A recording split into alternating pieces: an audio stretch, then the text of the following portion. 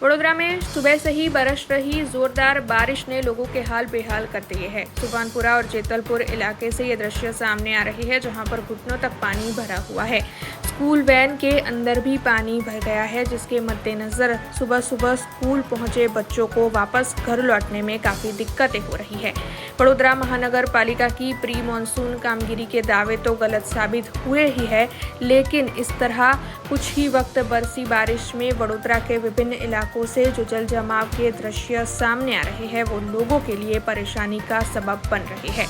इतनी बारिश में तो वडोदरा में बाढ़ जैसे हालात खड़े हो गए हैं। ऐसे में अगर और ज्यादा वक्त तक लगातार बारिश बरसती रही तो फिर वडोदरा के हाल क्या होंगे, यही यहाँ पर सवाल उभर कर सामने आ रहा है। વડોદરા મહાનગર સેવા સદનની પ્રી મોન્સૂન કામગીરી 60 કરોડ રૂપિયા ખર્ચ્યા તેમ છતાં તમામ જગ્યા પર પાણી ભરાયા। લોકોના વાહન ડૂબી ગયા, જાને દરિયાના મોજા આવતા હોય એ રીતનું વાતાવરણ આ વડોદરા શહેરનો પશ્ચિમ વિસ્તાર છે, સુભાનપુરા, ઝાંસી કી રાણી।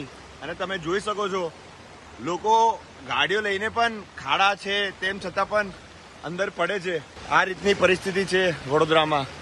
हमसे जुड़े रहने के लिए हमारे YouTube चैनल को सब्सक्राइब करें और नई वीडियो की नोटिफिकेशन के लिए बेल आइकॉन को दबाएं।